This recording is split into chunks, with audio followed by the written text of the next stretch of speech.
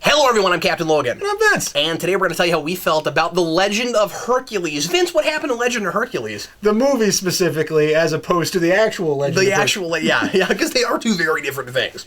The skeleton of the movie, the beloved of Hercules, is promised to his brother, so they send him away, and he fights a lot of people until he gets back to try to take her back. That's it. That's it. That's everything. Nutshell included. Vince, how did you feel about Legend of Hercules? Legend of Hercules made me feel like I'm sleeping in a subway being attacked by archetypes. That's fantastic! That's how it made me feel. So, should I explain that? Yeah, whatever, Vince. The floor is yours, sir. It's really dull, and the action doesn't drive much other than the action. Now, the action's really interesting, so you do get sort of an excitement during the fight scenes, and, sometimes the choreography's kind of fun, although I'm not sure that it knows which movie it's supposed to be. We can get into that. Yeah. And, because sometimes the fight scenes are really interesting, where they take positions like battle positions, and then they take battle positions, but apparently the only people who ever know that they could possibly take a battle position are the people fighting for Hercules. The ones against them are like, well, let's all just run around like chickens with our head cut off and just fight.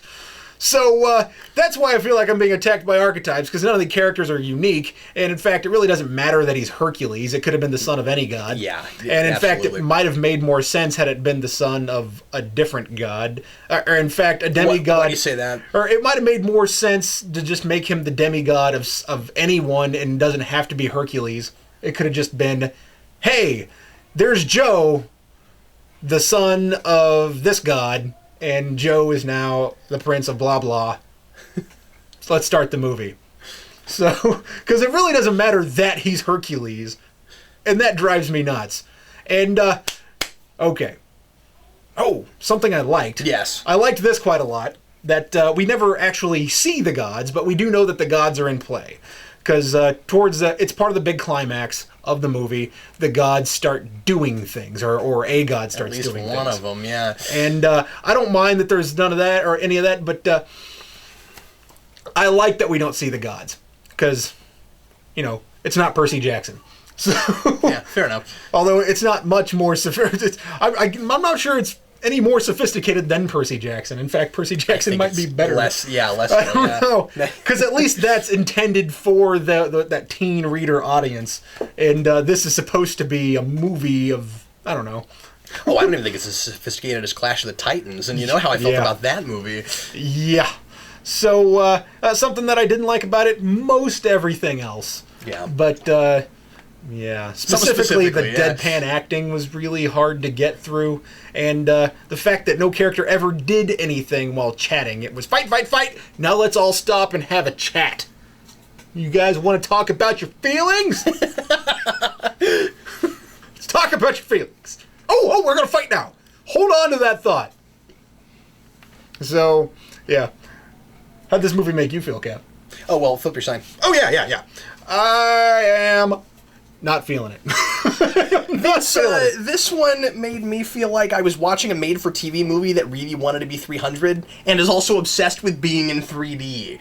It's like it's if not you 300, had, it's more like 30. If you had a made for TV movie that was also in 3D, like a made for TV movie about this period that was about like Greek mythology, because it looks a lot like Spartacus. I mean, it looks a lot like that made for TV thing. Except I don't even think the production values were as good as that. But I've not seen that. I'm just talking about based on trailers I saw for it. So I don't know anything about that. But it did remind me a lot of that, and anyway, so like if you had a made-for-TV movie that where they were like, okay, put on your 3D glasses now in case you have a 3D TV, it would be like it would be this. Boy, that drove me bonkers, man. Yeah. Now to be fair, we did not see this in 3D, and because of course I say this a lot, but I'm incapable of seeing 3D, so we don't go to 3D shows.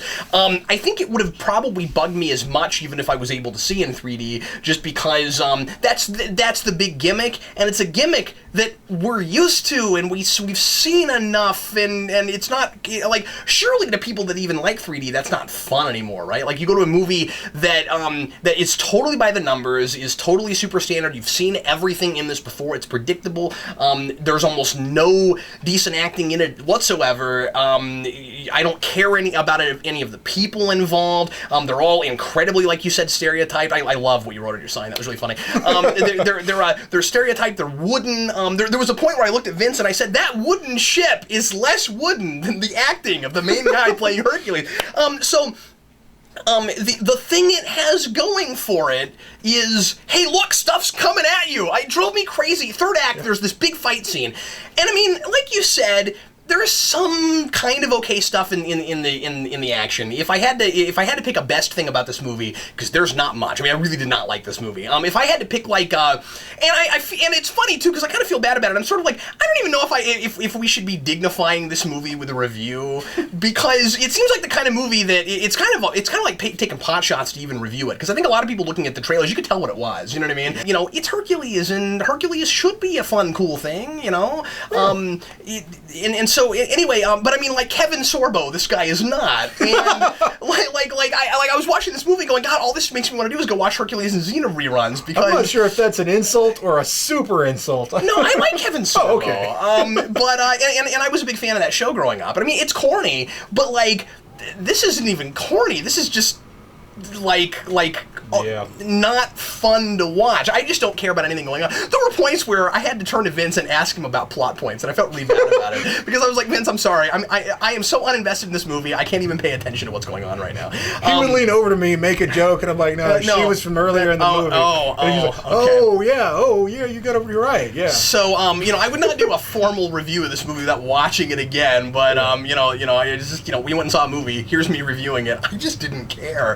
And so, there's this part. I was gonna say, there's this part toward the end of the movie where there's this really massive fight scene, and Hercules is throwing chains with big cement blocks attached to the ends of them, and kind of the payoff to the movie, really. Yeah, and I'm not giving away too much by saying that. Oh, there's cement blocks attached to some chains, and I mean, like he's flinging them around, and they keep in slow motion, and then they'll stop, and they'll come right up against the screen, and I was just watching that going, yeah, because I'm supposed to be watching this in 3D, that's why this is happening right now. I didn't care. Like I said, best thing about the movie, there is some kind of okay action, although I won't even go as far as you as to say that very much of it was very interesting. There was one fight that I thought was pretty cool, and that was when that was during the sequence where or during the period where Hercules is being enslaved, and he's having to fight in kind of gladiatorial games, and there's this big kind of like mazy thing where it's all flat, but there's these huge crevices that you can fall through. That was kind of cool. What's funny is that I kind of thought that cheapened some of the action. Oh, really? That's funny. Because I thought it was okay. I guess I just thought the situation was kind of neat. Potentially, but we'll get into it. Yeah. Finish your thought. Anyway, worst thing is absolutely the guy playing Hercules, which I feel really bad about. But I mean, like, and I should have looked at his name up before the thing. There it is on the screen right now. Totally saw it. The thing is, right there. the guy can't deliver dialogue. Like, it sounds like it doesn't just sound like he's reading, it sounds like he's reading and he's not even good at reading, you know what I mean? Much less, like, making it sound like the words that are coming out of his mouth or what he's coming up with as he's talking. And I was distracted by it because he looks like, in the face, and this is a weird thing, he looks like a cross between Chris Pine and Carl Urban. Like, if you took Kirk and McCoy and put them together, you get this guy. And then squish their heads. Yeah. He looked just a little flat-headed to me. But then I also kept getting the sense that he wanted to be Thor, that he wanted to be Hemsworth, like I said, the guy just can't act. Everything is super one note. He has no presence on screen, and there are all of these weird moments where he'll do these like really strange head jerks. Like it was such strange directing. In order to talk to you, I have to be facing you directly. Yeah, but then what he would do is he would really jarringly move his head before the camera shifts. So he would turn his head, and then the camera and then the shot would cut and would go to where his head went. There we are now.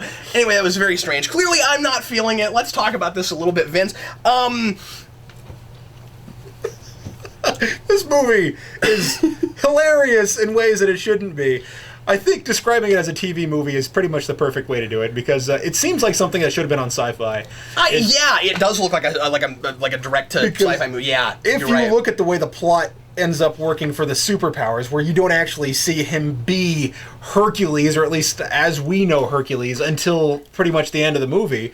That's the plot of a science fiction or a Sci-Fi Channel movie, because you save money that way, because you don't have to have as ridiculously big effects. That's a great point, and it's also a cheap way to try to, I guess look validated, because you're doing the same thing that so many other movies of this type have been doing the last 10 years, and I don't know why you would want to go that way. It's almost like, we're validating this by being as uninspired as we are, because it's like, they're trying to make Hercules Begins is what they're making, and so, like you said, it's that really, this is a cliche at this point. I talk about this all the time. It drives me crazy. It's that, and I mean, we've seen movies do it well. Casino Royale did it well, but there are so many of them now that it almost doesn't even matter if they do them well now. And this one, of course, didn't. You've seen this story before, and then you get to the end, and it's like, oh, and now he's going to be Hercules. But the thing is, I never buy this guy even in that role. Yeah, to begin with, he doesn't even seem like what I remember Hercules being, because Hercules, to me, is, you have a built-in character arc, a guy who goes from being a jerk to a hero, and I mean, not including the Disney thing. Ignore that. Not to say that was bad. He goes from being a wimpy guy to being a hero. Right. But Hercules in mythology was a jerk, and becomes kind of this big hero. Right. And that's not what they did with this. Here, it's really your typical. This guy is kind of an outcast because his father is pretty sure that he's not actually his father, and so there's kind of a sibling rivalry with him and his brother and that sort of thing, and so he gets kind of run off from home, and then basically he just realizes that he's super strong and has superpowers, and he comes back and he kind of just wrestles it away from everybody. Like, that's kind of... Yeah, I mean, that's pretty much what it is. And he doesn't make a lot of choices as the movie rolls along. He just says, let me fight. I want to fight. And that's his choice. I mean, after all the actions happen. And his big choice is that I am not going to let you take her away from me. And and it becomes a really typical love story with a girl that wasn't any better of an actor than he was. Yeah, I mean, it's not poorly constructed. It's very straightforward. But it's by the numbers, yeah. Now, there is something I want to address that is poorly constructed, and it doesn't make a lot of sense. At the beginning of the movie, the very beginning of the movie, the beginning of the second act, moving on. They say that the girl who is supposed to be married to Hercules' brother, but she and Hercules are in love with each other. She is the daughter of the big military threat to, I forget, whatever place Hercules was the prince of. I'm glad you brought that up. And because at this point they threw around so many names, I'm like, wait, Argus? Was he the king of Argus? I don't remember. But moving on. So it was supposed to be this like big peace treaty. That's the reason why she and the elder brother were getting married to each other. Irritationes, I think, was his name, and his name was Iphicles. All I could hear them saying was Everclees, and I'm like, that's just a step away from Everclear. Yeah, and he does look hammered throughout most of this movie. Yeah, but he certainly doesn't look like the lead singer of that rock band. So it's been years since I've thought about it. But so they, at some point throughout this movie, she gets no choice, and the people keep the people. You get halfway into the movie and he goes, "My daddy gave me a name."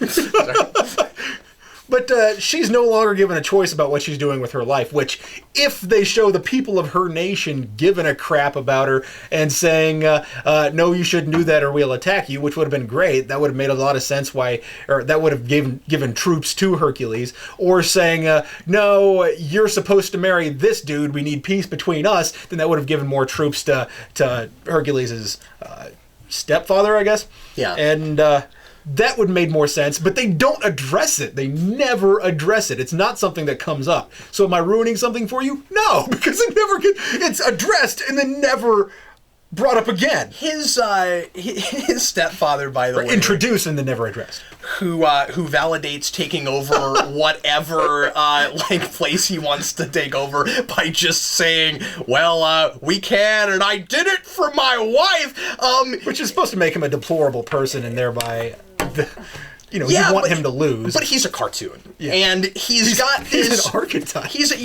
But he's more than that. He's a cartoon. I mean, like I've seen movies with just archetypes running around that I like. The Matrix is sort of that way. But this is stereotypes perfectly by his delivery. Everything he says is a growl, and he has his teeth out all the time. Yeah, he must have been born with that face, because that's the only way he could have gotten it. You have to be pretty funny. You have to be thinking about making your face always look like that, for your face to always look like that. I have a theory. Yeah. I thought this up halfway through the movie. I thought, well, maybe all of these people are overacting because their leading couple are underacting. Oh, that's a good point. Yeah, maybe that is what it is. I didn't notice how deadpan his delivery was. Maybe they're thinking, well, this needs to be more of an over-the-top kind of universe anyway. Which shows the problem with the movie. That's the big problem with the movie, is it has no idea what style it is. And I was going to say that it's not stylized enough visually either. Like, you and I talked about this before we started the video. It looks... A lot of the sets could look okay if they were filmed right, but they look super fake because of the way that it's shot. There's not any kind, and I know I said that it's trying to be 300, but mostly just in the action. It almost could have learned something from 300 by using some filters or something, because too often they just shoot everything straight and they look like sets. They don't look like a real place. They could have probably covered themselves a little bit there. They could have made all that look a lot better if they just went more stylized. If they tried to just look like an unreality, Yeah, no, I completely agree, because this movie didn't know whether it's supposed to be Spartacus, Thor, or 300. Or 300, yeah. Sparta Thor 100. That's what it's. That's what it is. What about all those weird places? Because I know you really hate gratuitous uses of slow motion. I love that we're reviewing this one together, because I think it bugged me more this time than it did you even. Well, because I feel like even when it's used and people like it, like say 300, I still don't like it because I do feel like it's gratuitous. And there are a few scenes, and I was a little surprised Cap agreed with me. That movie is consistent about when they use it, though. Yeah. Because this one, they would just have a person. Okay, there's this place early on where somebody is just, they keep doing slow motion, and you never know when it's going to happen. It'll be totally random. It's just like somebody's going to be, ah! and it's that kind of slow motion. But then there are places where a person is just getting up from the ground. It's just like, I'm going normal speed. And now I'm getting up, and then I'm moving again. Yeah. Really? Did somebody have a timer, and they just said, okay, every 35 seconds we're going to have some slow motion, and it doesn't matter what's going on screen when we do it? Your consistency, I think, is the key word here, because in 300, not to sit here and review 300, it was consistent. It happened just before a hit landed. And a lot of the time stabs, and that drove me nuts, because I wanted it to happen when the hit was landing. Like, I see what you mean. Yeah. Give me the snapshot of the important event. Don't give me a snapshot of the thing that's leading up to it. I want to know what that guy's feeling, not how he's feeling before he's about to feel what he's going to feel. So it's right about so I think that's interesting. He's coming down for a killing blow, and he goes, "I'm not feeling it. So Zack Snyder's style, I don't feel is artistically sound, but I do feel like it's making it more of a painting than it is a movie. But in this, this isn't even purposeful at all. It was arbitrary. Yeah. I guess right now we're gonna show 30 seconds after the guy gets hit, so we can see the water coming off of his pants. Yeah. And oh look, I guess it's a movie about people being pretty while they're fighting people. I think that's really what it is. I mean, of course, I don't think this movie really knew what audience it was going for, and I don't feel like a movie should have to be made for an audience or even multiple audiences. You should just make a movie and try to make it to the best of your ability. Right, but it needs and to then be worry about its cohesive marketability and afterwards. have some kind of a consistent tone, and this just doesn't have that. It makes no sense. Or the tone, it's atonal. Well, Kind of. It's convolutedly toned, we'll say that. How's that? Is that a thing? Because it is now. I mean, it's consistently fake looking. I guess there's that. Which they should have. A lot of that's in the photography, and there's a lot of places where the camera is going over a place, and I'm just like, this doesn't look like a real place right now. I mean, he leaned over and said to me during the movie, he said, "Wow," and it was this big landscape shot between the two, the leading couple. He said, "That's one big painting." There's a big painting behind them right now. It's really funny to me. Which it did look like a big painting. And even if it was, it doesn't matter if it was or not. But the fact of the matter is that sometimes it looked like a giant painting. Sometimes it looked like they were using CGI to create the world. And sometimes it looked like they used practical sets. Pick one. Or make them look really good. If you're going to use CGI and practical effects, sometimes you have to do different things, but at least make them look like a gel. Yeah, they have to look like they go together. Now, this might be partly because it was designed to be in 3D and they just retrofitted it to be, but that's malarkey. I don't care what they say. You can make it's been proven. Well, you could tell with the action scenes that they knew they were making a 3D movie. In fact, that's all they were thinking about. Yeah. The very, very beginning of the movie, literally the very beginning of the movie, they show you going through these things, and I'm like, oh look, horse asses in 3D. Yeah, the best way I could forget the language. Wow, the best way I could describe this movie is it wants to be a ride, but it knows it has to have a story. Yeah. And that, which would make a really cool ride, I think. It could. Lots of fights. But that'd be a great Disney World ride. But the talent's not there. Also, I just wanted to mention, this is totally neither here nor there, but there's a part right in the middle where in the score, suddenly, Dexter's Laboratory theme. I don't know why. I didn't notice it. It keeps coming up, and I'm I'm watching this battle sequence, and suddenly I hear dun dun dun dun dun dun dun dun. That's the Dexter's Laboratory theme. What's that about? And it had happened once, and I was like, that vaguely is reminiscent of the Dexter's Laboratory theme. And then it came up 2 more times throughout the course of that scene. No, it is straight up that theme. Anyway, it was distracting. So I like things that are vaguely reminiscent of things I like. That makes me the viewer that Hollywood is making a movie for.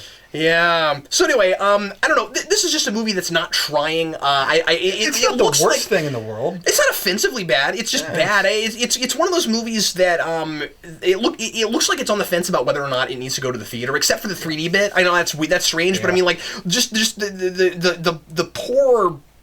The poor craftsmanship of everything in this movie, with maybe the exception of some of the set building, it looks like, well, we couldn't decide if we wanted to put this on video or put it in the theater, and then it feels weird to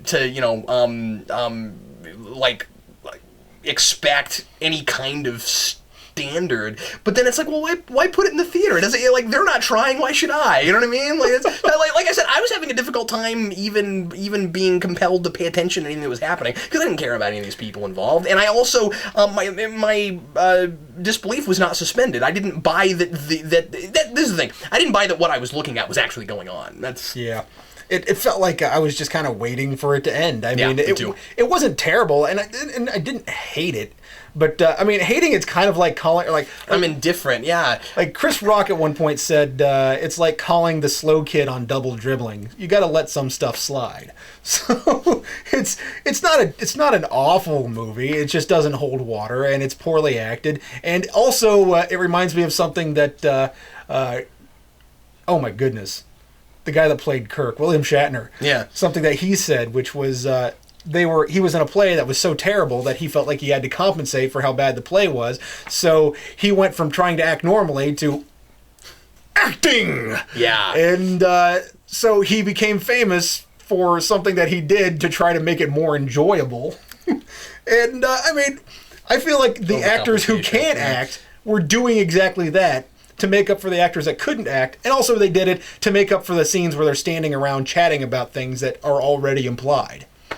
Yeah, it's one of those movies where there's just a lack of leadership. You can tell that you've got a director that's probably as indifferent as we are, or at least it sure felt that way to me. Yeah, I couldn't tell if the director was green, or if the director was just, or if the director just didn't care, or if maybe they had like their hands bound. Like these things have to happen in these scenes, and you need these scenes to be very pretty. So we're going to shoot these scenes to be very pretty. I want to see movies made about classic characters like this go back to just doing the character and not being all about setting up the character. We need to quit making those because they've been done. It's a formula, and I think for a long time that started happening because people were afraid of the hero's journey formula, and now it's become the person who's wet behind the ears who becomes a hero formula. Boy, I think if we suddenly started going back to the traditional hero's journey, it would feel fresh again at this point. Yeah, no, I think you're right. So somebody just make a movie of Homer's Odyssey right now, and everybody's minds would be blown because we jump right into the middle of the action, and we don't have to learn who Odysseus was when he was 12. Who cares? You know what I mean? Make up a story that doesn't feel like it fits with the rest of what we know about the character. And I mean, I know my favorite superhero movie is Batman Begins because it did that right. You know, but I think a lot of the reason that it also kind of got in at the ground floor. It got into exactly, and so that's how I feel about it. Anyway, thanks as always for watching us review a new movie, and I'll be back with you with either Vince or Brandon to review something else for you next week. I know this is a weird choice given that the last couple of weeks we haven't brought anything to you. We still need to see 47 Ronin. There are a number of movies in the theater right now that I'd like to go see and get a review out of. So we'll try to do one or two more for you next week. And anyway, thanks as always for watching. I'm Captain Logan. I'm Vince. And we'll see you next time.